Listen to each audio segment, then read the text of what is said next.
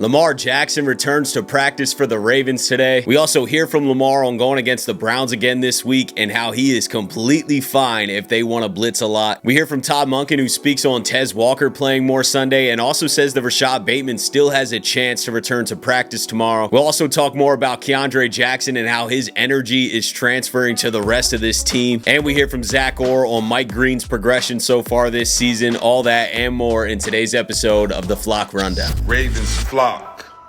Flock Rundown is the place to be.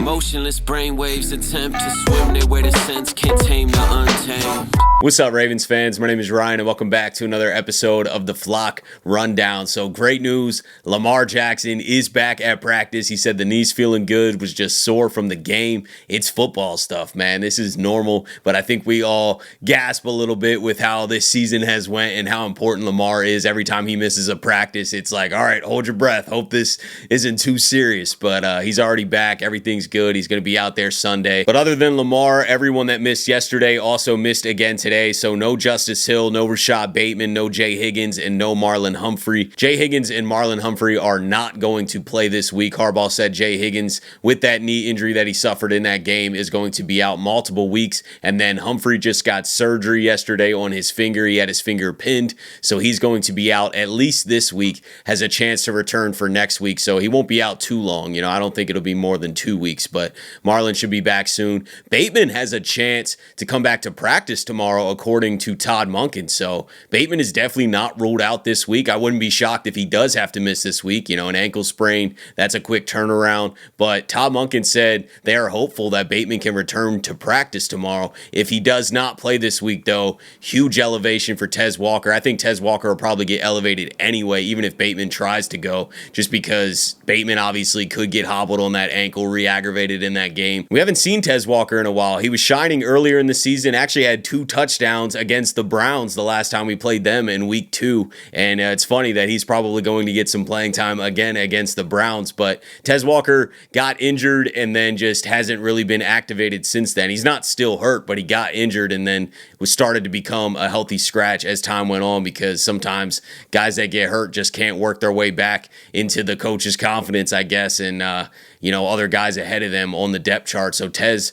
hasn't been playing as much, but I definitely think he'll be activated Sunday. I think he'll be involved. He was one of the stars of the offseason. Tez Walker had an incredible offseason and really seemed to take a leap this year. So I'm excited to see him back out there. I mean, every time Tez is out there, he's making plays. This guy at one point was like 3 for 3, 3 catches, 3 touchdowns in his career. So excited to see Tez back out there, and Todd Monken is as well. Tez was doing really well, and then he got hurt. And sometimes that opportunity doesn't come again till later. Now here it is again. Hopefully Bate will be able to go. Hopefully be able to practice tomorrow.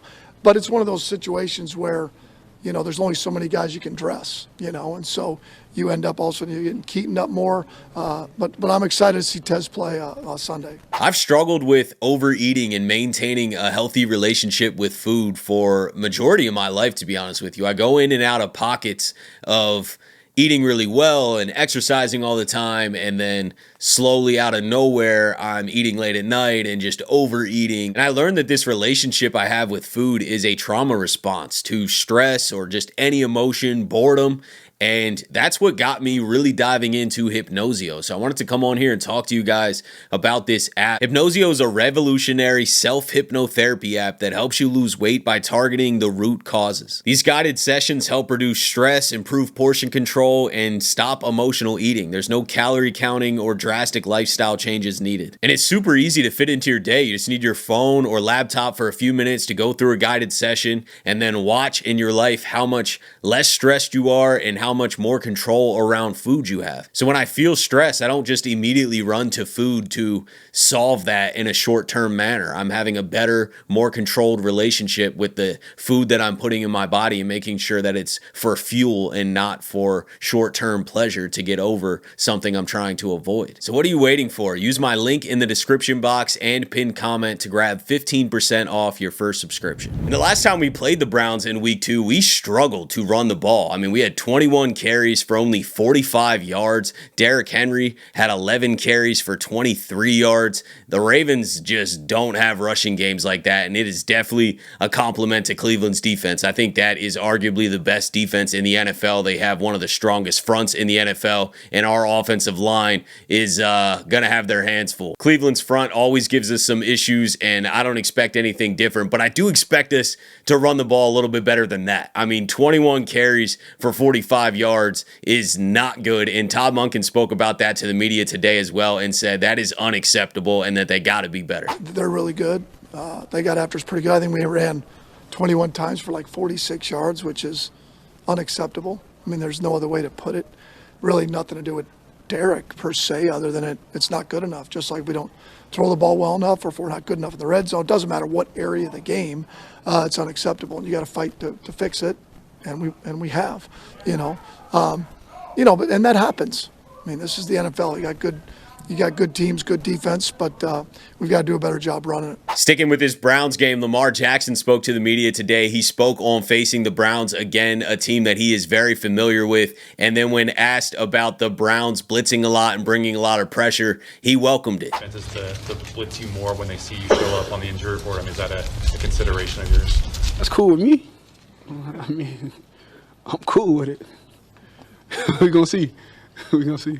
We spoke about this last week when we faced the Vikings, but the Browns are also a team that can bring a lot of pressure, wreak a lot of havoc. They have an incredible defense, obviously led by Myles Garrett, who is unblockable. You got to send multiple guys his way. But Lamar Jackson is also the best quarterback against the blitz. So I definitely understand why Lamar's so confident. This isn't years ago. A lot of teams like to stick to that narrative saying that, oh, we'll just blitz Lamar and there'll just be a bunch of problems and the Ravens won't be able to figure it out. Well, even in the Cleveland game, when they completely shut down our run game in week 2, Lamar countered, especially in that second half through the air, found a lot of success to DeAndre Hopkins, to Tez Walker. And if Bateman is not in this game, I think it could be a similar formula, but I am expecting the run game to be better than that. It better be.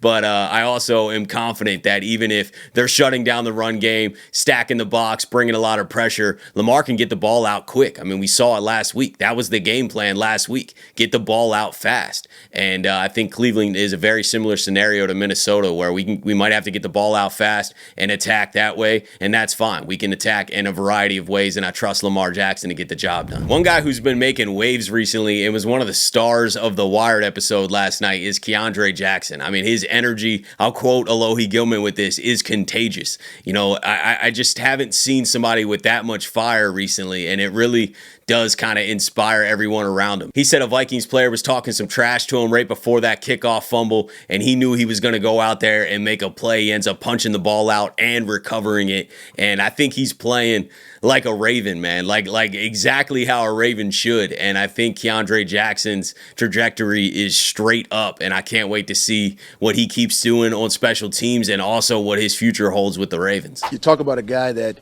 originally he didn't make the team, right? And then he just came out here every day and he went to work and he got better at the things we asked him to get better at.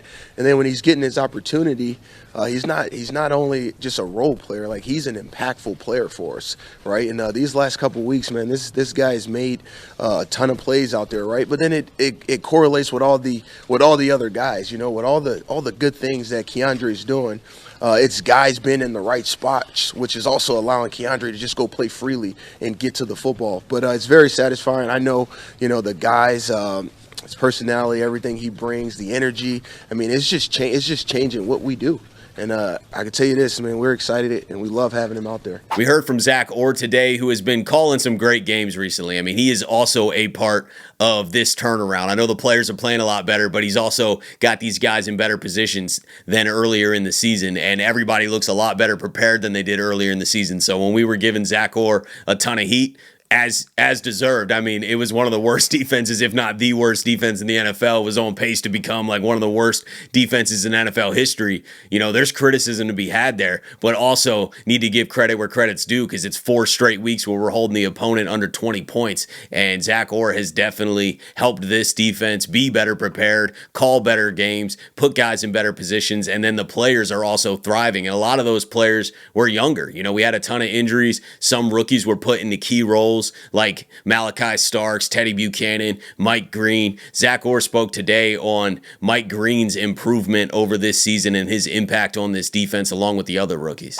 Just the way he comes out here and work, man. I mean, him, Teddy, Malachi, those three rookies probably have been playing the most for us. They got thrown into the fire early, man. And I think the game is starting to slow down, meaning they're starting to adjust to the speed of the NFL. And, the work he's put in. Chuck, Matt, Dennis have done a great job with him.